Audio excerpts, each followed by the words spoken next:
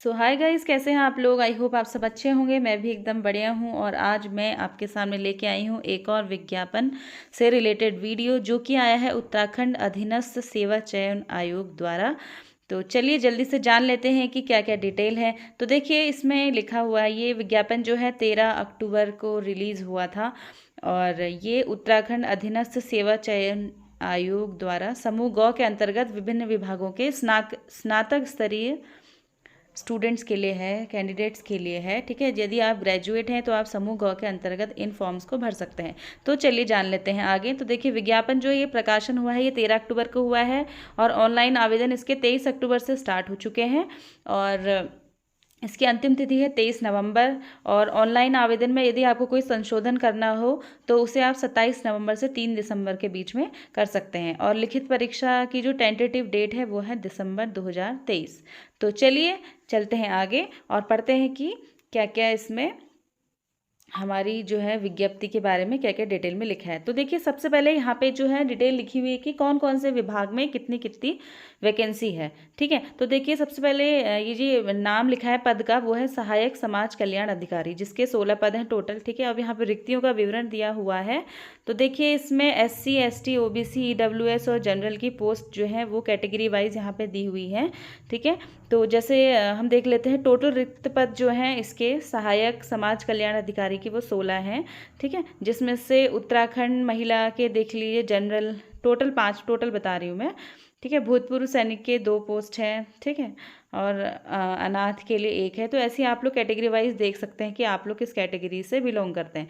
ठीक है, उसके बाद यहाँ पे लिखा है कि रिक्तियों की संख्या जो है बढ़ाई या घटाई जा सकती है, वो आयोग के ऊपर निर्भर करता है। उसके बाद यहाँ पे वेतनमान लिखा है लेवल 5 रहेगा। आयु सीमा आपकी रहेगी 21 से 42 वर्ष। ठीक है, और पद का स्वरूप रहेगा अराजपत्रित, अस्थाई व अंशदायी पेंशन युक्त। ठीक है, तो देखिए अब इसमें शैक्षिक अर्हता क्या मांगी है। तो देखिए, भारत में विधि द्वारा स्थापित किसी विश्वविद्यालय अथवा कोई भी यूनिवर्सिटी से आपने जो है स्नातक किया हुआ हो। ठीक है, उसके बाद अगला पद जो है वो है सहायक अल्पसंख्यक कल्याण अधिकारी, जिसके की टोटल 5 पद हैं। इसमें भी कैटेगरी वाइज यहाँ पे डिवाइड करके दिखाया गया है। और इसमें भी देखिए सभी जो है 21 से 42 वर्ष सब में रहेगा, लेवल 5 रहेगा और ग्रेजुएट आप होने चाहिए कैंडिडेट, ये सब मांगा है। ठीक है, अब जैसे लेकिन देखिए किसी किसी में जैसे कि इस पोस्ट में आपका देखिए अनिवार्य तो वही है, स्नातक होना चाहिए। और अनिवार्य में इसमें एक और चीज़ लिखी है कि किसी मान्यता प्राप्त संस्थान से कंप्यूटर एप्लीकेशन में प्रमाण पत्र प्राप्त किया हो। तो ये आपको ध्यान रखना है कि पोस्ट वाइज आप देख लेंगे कि वहाँ पे क्या क्या मांगा हुआ है, आप उसी के अकॉर्डिंग आप एलिजिबल हैं या नहीं फॉर्म को फिल करेंगे। ठीक है, उसके बाद थोड़ा आगे बढ़ते हैं। उसके बाद रीडर के पद हैं, 7 पद हैं। ठीक, थोड़ा आगे बढ़ेंगे। मुंसरिम, देखिए इसके भी 7 पद हैं टोटल और इसमें लिखा हुआ है कि कौन कौन सी अदालत में ये रहेंगे। अदालत अल्मोड़ा, देहरादून, रीडर कार्यालय, वहाँ की वैकेंसी के बारे में यहाँ पे लिखा हुआ है। देखिए, पौड़ी गढ़वाल, टिहरी गढ़वाल, उधम सिंह नगर। ठीक है ना, तो ये इसमें भी वही 21 से 42 वर्ष मांगा हुआ है। और इसमें शैक्षिक अर्हता हम देख लेते हैं। देखिए, जो कंपलसरी है वो रहेगा किसी मान्यता प्राप्त विश्वविद्यालय से आपने स्नातक किया हुआ हो और साथ में इसमें आपको हिंदी में टाइपिंग चाहिए। 4000 kbps की गति होनी चाहिए आपकी। ठीक है ना, स्पीड। आगे देख लेते हैं, अगला पद है कार्यालय सहायक तृतीय। ठीक है ना, इसके यहाँ पे 10 पद हैं टोटल और इसमें भी आपको देखिए मांगा है ग्रेजुएशन मांगा है, 21 से 42 वर्ष एज होनी चाहिए। इसमें पे लेवल जो है 4 रहेगा और इसमें देखिए इन्होंने मांगा है कि देवनागरी लिपि का ज्ञान होना चाहिए, 25 शब्द पर प्रति मिनट हिंदी में और अंग्रेजी में 30 शब्द प्रति मिनट की गति होनी चाहिए। MS ऑफिस का आपको ज्ञान होना चाहिए। ठीक, उसके बाद फिर और पद हैं। देखिए, कार्यालय सहायक तृतीय, इसके 10 पद हैं। ठीक है, तो अब आप इसमें देख लीजिएगा कि अब देखिए सहायक समीक्षा अधिकारी के 3 पद हैं इस प्रकार से और फोरमैन परिसंपत्ति का 1 पद है। ग्राम पंचायत विकास अधिकारी के 137 पद हैं, जो कि बहुत अच्छी अपॉर्चुनिटी है। तो इसमें भी आपके ज़िला के अनुसार यहाँ पे डिवाइड करके दिखाया गया है कि कौन कौन से ज़िले में कितनी कितनी पोस्ट हैं और कैटेगरी वाइज भी डिवाइड किया है कि अगर आप उत्तराखंड की महिला हैं, अनाथ हैं और 36 आरक्षण के आधार पर दिखाया है। ठीक है, अब थोड़ा आगे बढ़ेंगे। देखिए, अगला पद है क्षेत्रीय युवा कल्याण एवं प्रांतीय रक्षक दल अधिकारी, जिसमें कि 33 पद दिए हुए हैं। तो इसी प्रकार से समूह ग के अंतर्गत अलग अलग पद दिए हुए हैं। और मैं आपको एक चीज़ और बता दूं, जैसे कि ये वाला जो पद है, एक बार फिर से देख लेते हैं, क्षेत्रीय युवा कल्याण प्रांतीय रक्षक दल अधिकारी, इसमें फिजिकल भी रहेगा।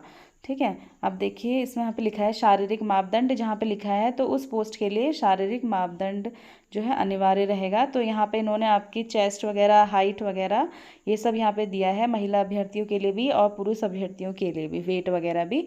और इसमें दौड़ होगी, देखिए यहाँ पे लिखा है, तो आप लोग ये पढ़ लीजिएगा अच्छे से डिटेल में। और अब देखिए उसके बाद है लिखित परीक्षा का पाठ्यक्रम कैसा रहेगा। ठीक है, तो ये जितने भी पद हैं उनके लिए 100 अंकों की एक ऑब्जेक्टिव टाइप मतलब मल्टीपल चॉइस क्वेश्चन टाइप एक पेपर होगा, जो कि 2 घंटे का रहेगा। ठीक है, जिसमें कि जो भी शैक्षिक अर्हता है, जैसे कि ग्रेजुएशन है, उससे रिलेटेड सवाल होंगे।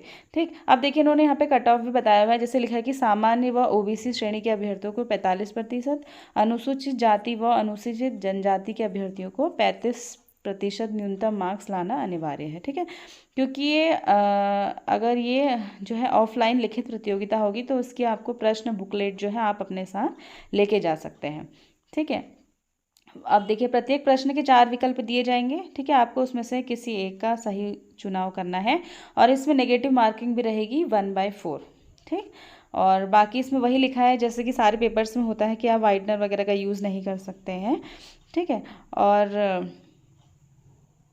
अगर ऑनलाइन परीक्षा होती है तो आपको कंप्यूटर मॉनिटर पे ही सारे क्वेश्चन दिए जाएंगे। ठीक, अब उसके बाद है आयु। आयु आपको देख लीजिए, पहले ही उन्होंने लिखा हुआ था सबसे ऊपर ही कि 21 वर्ष से 42 वर्ष होनी चाहिए। ठीक है, उसके बाद पात्रता देखिए क्या है, आप एलिजिबल हैं या नहीं। तो आपका सेवायोजन कार्यालय में जो है पंजीकरण होना चाहिए आवेदन पत्र की अंतिम तिथि तक। ठीक है ना, आप उत्तराखंड के स्थायी निवासी होने चाहिए। यदि आप उत्तराखंड का स्थायी निवास प्रमाण पत्र नहीं है तो आपका हाई स्कूल या इंटर जो है वो उत्तराखंड से हुआ होना चाहिए। ठीक है, तो इस प्रकार से इसमें और बातें भी लिखी हैं डिटेल में, तो वो आप लोग पढ़ लीजिएगा। तो बस यही है, बाकी इसमें आरक्षण के बारे में लिखा है आपके कैटेगरी वाइज कि आपको कितना आरक्षण मिलेगा, क्या मिलेगा। अब जान लेते हैं कि इसमें शुल्क कितना लगने वाला है। अभ्यर्थी द्वारा निम्नलिखित परीक्षा शुल्क जमा करना अनिवार्य रहेगा। देखिए, अनरिजर्व्ड कैटेगरी और ओबीसी के लिए 300 रुपये, SC ST और EWS के लिए 150 रुपये और दिव्यांगजनों के लिए भी 150 रुपये, और ऑर्फन जो हैं उनके लिए कोई शुल्क नहीं है। ठीक है, अब थोड़ा आगे बढ़ लेते हैं। ये आपको ऑनलाइन भरना है फॉर्म, तो ऑनलाइन ही पेमेंट होगा आपका। ठीक है, और बाकी फिर इसमें पाठ्यक्रम दिया हुआ है आपका कि आपका सिलेबस क्या रहने वाला है। देखिए, सामान्य हिंदी रहेगा, देखिए 20 नंबर का आएगा, इसमें साफ साफ लिखा हुआ है भाग 1 हिंदी, सामान्य हिंदी। ठीक है ना, थोड़ा आगे बढ़ेंगे, वही देखिए हिंदी साहित्य का सामान्य परिचय, जो कि उत्तराखंड राज्य एवं NCERT की 12वीं तक की कक्षाओं के पाठ्यक्रम के अनुसार आएगा। उसके बाद भाग 2 जो रहेगा उसमें सामान्य ज्ञान व सामान्य अध्ययन के क्वेश्चन होंगे, रीजनिंग वगैरह, तो ये 40 मार्क्स का रहने वाला है। इसका डिटेल में मैं अलग से वीडियो बनाऊंगी सिलेबस का। और उसके बाद है फंडामेंटल ऑफ कंप्यूटर्स। ठीक, उसके बाद थोड़ा इतिहास का पार्ट है, इसमें भूगोल है, राजनीति विज्ञान है। थोड़ा और आगे बढ़ेंगे तो देखिए, ये देखिए राज्य, राष्ट्रीय एवं अंतर्राष्ट्रीय महत्व की समसामयिक घटना, तो इस तरह। और देखिए उत्तराखंड से संबंधित विविध जानकारियाँ, ये भी आपका 40 नंबर का आने वाला है। तो देखिए 40 नंबर का है उत्तराखंड, 40 नंबर का आपका रहेगा GK वगैरह, रीजनिंग, और 80 हो गया, और 20 नंबर का आपका रहेगा हिंदी। ठीक है, तो इस प्रकार से आपका 100 नंबर का पेपर बनेगा, जो कि 2 घंटे का होगा। तो बस यही था इस वीडियो में इम्पॉर्टेंट। आपको कुछ चीज़ें ध्यान में रखनी है कि फॉर्म जो है भरने स्टार्ट हो चुके हैं। 23 नवंबर लास्ट डेट है। अगर आपकी एज 21 से 42 साल है और अगर आपने स्नातक किया है तो आप ये फॉर्म भर सकते हैं, और आपको उत्तराखंड का स्थायी निवासी होना चाहिए। अगर आपके पास स्थायी निवास प्रमाण पत्र नहीं है तो आपको हाई स्कूल या इंटर की परीक्षा जो है उत्तराखंड बोर्ड से पास की हुई होनी चाहिए। ठीक है, तो बस बाकी इसके सिलेबस की डिटेल वीडियो मैं दूसरी बनाऊंगी। तो बस अगर आपको कोई क्वेरी हो इस वीडियो से रिलेटेड तो आप कमेंट करके ज़रूर बताएं, मैं उसको सॉर्ट आउट करने की पूरी कोशिश करूँगी। मिलते हैं अगले वीडियो में, तब तक तैयारी बरकरार रखिए। Good luck.